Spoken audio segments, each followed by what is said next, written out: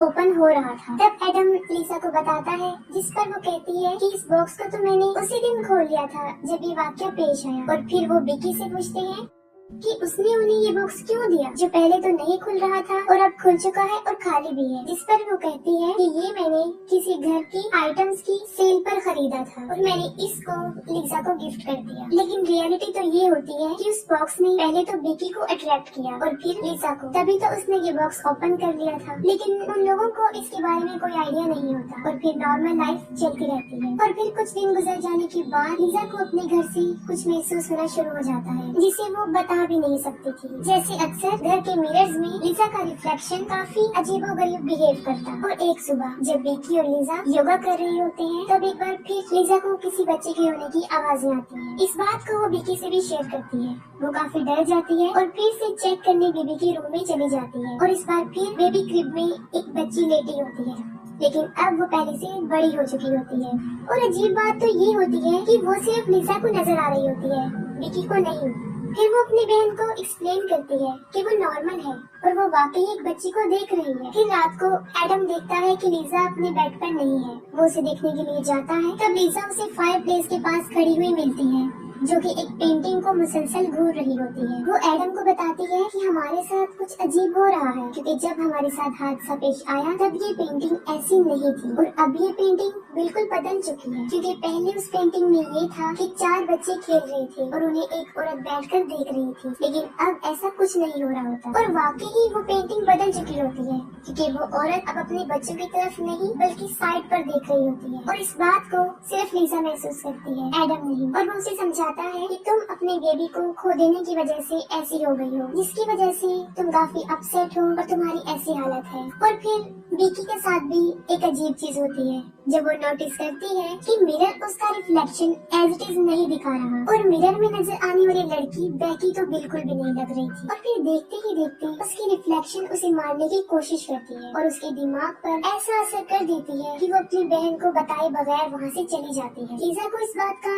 बुरा तो लगता है, लेकिन ये उसके लिए कोई नई चीज नहीं थी, बल्कि ऐसे इंसिडेंट तो उसके साथ हो रहे थे। और साथ में उसे हमेशा एक छोटी बच्ची भी दिखाई देने लगी जो उसे मामा कहती थी। लिसा इन सब से तंग आ चुकी होती है। वो एडम को कहती है कि हमारे इस घर में कुछ अजीब है जैसे कि, और वो इवल पावर्स है। और फिर वो कहती है कि आपकी यूनिवर्सिटी में एक प्रोफेसर डॉक्टर क्लार्क है जो कि एक अबनॉर्मल रिसर्चर है, शायद वो हमारी मदद कर सकते हैं। क्योंकि लिसा काफी डरी होती है और एडम उसकी बात मानकर डॉक्टर क्लार्क से मिल लेता है क्योंकि एडम तो इन बातों पर बिलीव नहीं रखता था। और वो डॉक्टर क्लार्क को कहता है कि वो लिसा का शक दूर करे। और जब डॉक्टर क्लार्क उनके घर में आते हैं तो उन्हें काफी अजीब चीजें महसूस होती हैं। असल में डॉक्टर क्लार्क बचपन से ही ब्लाइंड होते हैं, लेकिन उनके पास एक एबिलिटी भी थी। वो बचपन से ही पैरानॉर्मल चीजों को महसूस कर सकते हैं। और वो लिसा को कहता है कि जो भी तुम लोगों के साथ हो रहा है उसकी वजह ये घर नहीं है बल्कि कुछ और ही है। और फिर उसे उस मिस्टीरियस बॉक्स के बारे में पता चलता है और फिर वो ये बात समझ जाते हैं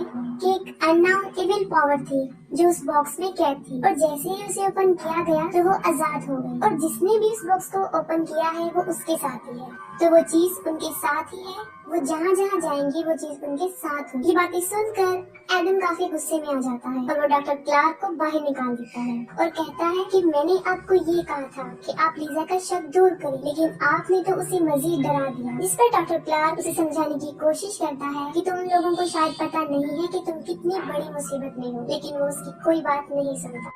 फिर उसी रात एडम के साथ कुछ होना शुरू हो जाता है जब उसे एक औरत और एक ओल्ड लेडी नजर आती है। वो दोनों उसे काफी डरा देती हैं और अब तो एडम को पूरा यकीन हो जाता है और वो फिर से डॉक्टर क्लार्क को अपने घर में बुला लेता है। और तब डॉक्टर क्लार्क उनकी मदद करने की कोशिश करता है। अपनी इस रिसर्च से उन्हें पता चलता है कि सब कुछ जो पैरानॉर्मल एक्टिविटीज हो रही है वो इस घर की वजह से बिल्कुल भी नहीं है और इस सब की होने की वजह वो बॉक्स था, क्योंकि उस बॉक्स में एक अननोन इविल एंटिटी होती है जिसका कोई वजूद तो नहीं होता और ये काफी टाइम से इस दुनिया में रह रही और इसका मकसद सिर्फ अनबॉर्न बेबी का शिकार होता है, यानी बच्चे को इस दुनिया में आने से पहले ही मार देता है। और उसकी बहुत बड़ी मिसाल लिसा थी, उसके साथ भी यही हुआ था। और लिसा के साथ कोई वाकया पेश नहीं आया होता, बल्कि उसके साथ इस सब कुछ करने वाली वो इविल एंटिटी थी। यानी हमने देखा कि एडम और विकी ने उसे खोलने की कोशिश की, लेकिन वो सिर्फ लीजा से ही ओपन हुआ। मीन्स ये बॉक्स सिर्फ प्रेग्नेंट औरतों से ही खुलता है। बाहर आते ही उस बच्चे को वो मार देता है, और जो बच्चे उसे नजर आते थे वो कोई और नहीं था, बल्कि वो उसकी अनबॉर्न बेबी की टाइप्स थी,